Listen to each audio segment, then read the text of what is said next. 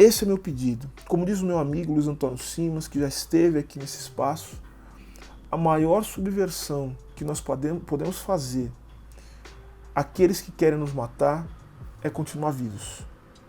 A maior forma de transgressão e maior forma de protestar contra este governo, contra os governos do mundo todo, contra as pessoas do mundo todo, não só contra governos, mas contra interesses, contra grupos que estão, de alguma forma, ou se beneficiando ou silenciando em relação à situação que vivemos, é permanecermos vivos e fazermos com que aqueles que estão do nosso lado possam continuar vivendo.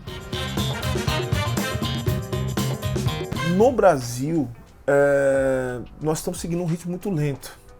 Porque vejam só, foi apenas no dia 1º de abril, ironicamente o dia da mentira, foi o primeiro dia que o Brasil conseguiu vacinar 1 milhão de pessoas. Esses exemplos que eu estou dando, eles apenas confirmam essa discrepância que existe entre os países, que é resultado de uma política insuficiente de gestão da pandemia, mas ao mesmo tempo é o resultado também do que muitos autores, há muitos anos, há décadas, vêm chamando de subdesenvolvimento. O subdesenvolvimento cobra um preço muito alto. São problemas que se referem desde a soberania, tema que nós já tratamos aqui, mas são temas que se referem, por exemplo, à falta de infraestrutura desses países, se refere também à tibieza, à fraqueza das instituições políticas, a falta de possibilidades de participação popular nos processos políticos de decisão, ou seja, são países de democracia, de participação popular, de escuta popular muito fraca, né? E de instituições que são dominadas por determinadas elites que fazem com que a vacinação, ou seja, a saúde, se torne um privilégio daqueles que têm dinheiro, daqueles que têm poder, daqueles que têm influência, em detrimento da grande maioria da população. Então, quando a gente fala de subdesenvolvimento, a gente fala de pobreza, a gente fala de desigualdade, nós temos que entender que a desigualdade ela também se manifesta até mesmo de maneira que pode parecer inusitada quando se trata de uma pandemia, quando se trata de uma doença. Não existe possibilidade da gente pensar que nem mesmo uma doença possa ser, vamos dizer, igual, que ela atinge as pessoas da mesma maneira. Porque a desigualdade ela cobra um preço muito alto. E o que faz disso mais assustador, o que demonstra que existe um caráter até suicidário da maneira com que a gente gere as coisas do mundo, é que certos especialistas, né, ou seja, os especialistas, eles temem que, se tudo continuar como está, se o vírus não for contido em todos os lugares do mundo, ele vai continuar a sofrer mutações. E a morte, os casos de morte, podem aumentar de maneira exponencial. Então a pergunta é a seguinte: será que isso não exigiria uma cooperação global? Será que não seria o momento da gente parar e pensar? Será que não seria racional? Será que não seria mais inteligente que nós lidássemos com isso de uma maneira mais solidária? Será que a solidariedade não seria aquilo que nos salvaria agora?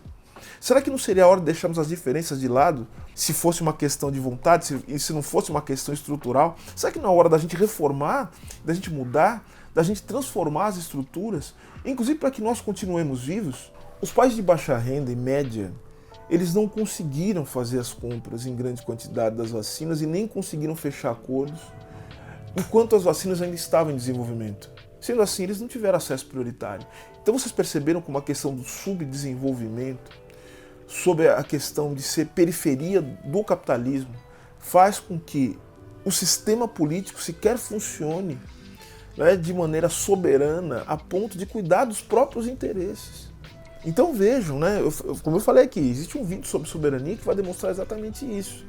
Ou seja, você estar na periferia do capitalismo, isso implica numa desigualdade que é sistêmica, que é histórica e que faz com que as instituições elas fiquem absolutamente expostas a interesses outros que não sejam os interesses da população. Então o país tem muita dificuldade de negociar seus interesses, tem muita dificuldade de se colocar no cenário internacional de maneira altiva e não consegue sequer negociar vacinas. Isso eu estou dizendo das impossibilidades, quando muitas vezes, como é o caso do governo brasileiro, sequer tem interesse em fazer isso. Tal é o nível de servilismo aos interesses internacionais. Se a gente olhar com cuidado tudo que está acontecendo aqui, nós vamos perceber que a crise que nós estamos vivendo é uma crise que vai além de uma crise sanitária. É uma crise política, é uma crise econômica, mas é, antes de tudo, uma crise civilizatória. O Brasil vive uma crise civilizatória num momento em que, ao mesmo tempo, nós estamos diante de uma crise sanitária de proporções mundiais. Ou seja, no Brasil nós temos aquilo que se chama tempestade perfeita. Um governo incompetente, um governo mal intencionado, um governo entreguista e, ao mesmo tempo, nós temos também uma pandemia que está destruindo o Brasil, que já tem inúmeros problemas estruturais. E eu quero terminar dizendo o seguinte: a desigualdade ela se mostra presente novamente quando o assunto é o acesso às vacinas, agora fazendo um recorte racial. Porque, vejam, segundo um levantamento feito pela agência pública, o Brasil registra 2 vezes mais pessoas brancas sendo vacinadas do que pessoas negras. A pesquisa da agência pública foi realizada quando chegamos a 8,5 milhões de pessoas vacinadas. E dessas 8,5 milhões de pessoas vacinadas, 3,2 milhões se declararam brancas ao receberem as vacinas.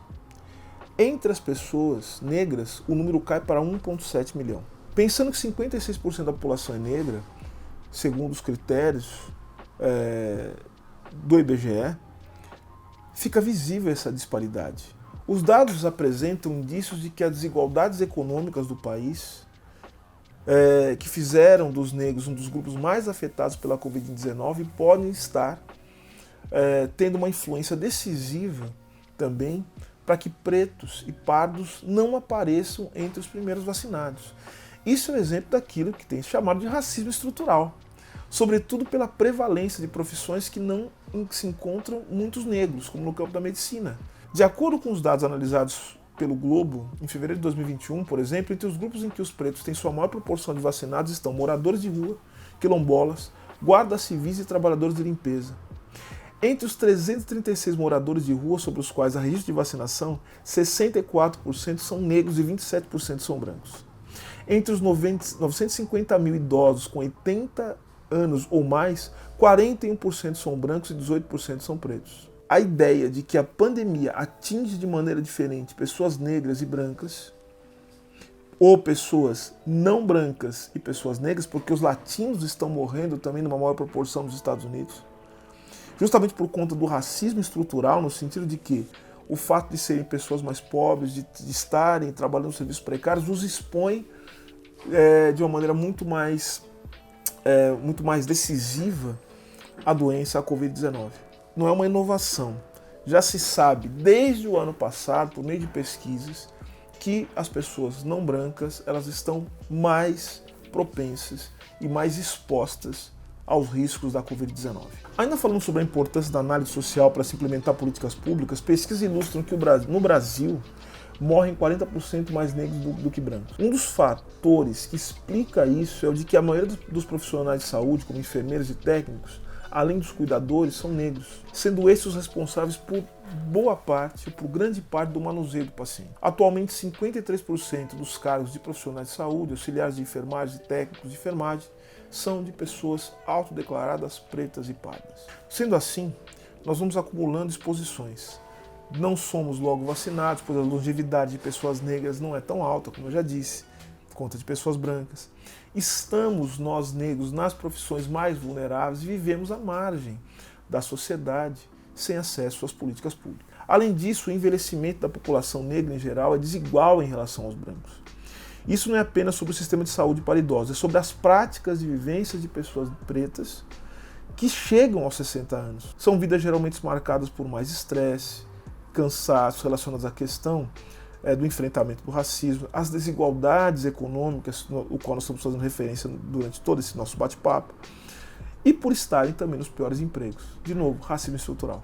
Como diz o meu amigo Luiz Antônio Simas, que já esteve aqui nesse espaço, a maior subversão que nós podemos fazer àqueles que querem nos matar é continuar vivos. A maior forma de transgressão e maior forma de protestar contra este governo, contra os governos do mundo todo, contra as pessoas do mundo todo, não só contra governos, mas contra interesses, contra grupos que estão, de alguma forma, ou se beneficiando ou silenciando em relação à situação que vivemos, é permanecermos vivos e fazermos com que aqueles que estão do nosso lado possam continuar vivendo. Essa é a nossa maior transgressão nesse momento. Como diz Chico Buarque, amanhã vai ser outro dia. Hoje você é quem manda, falou, tá falado, não tem discussão, né? Mas amanhã vai ser outro dia. E quando esse dia chegar, aí nós vamos fazer o que tem que ser feito. E o que tem que ser feito nesse momento é ajudar as pessoas. Se inscreva no canal, deixe seu like, compartilhe o vídeo, comenta, quero saber o que você acha.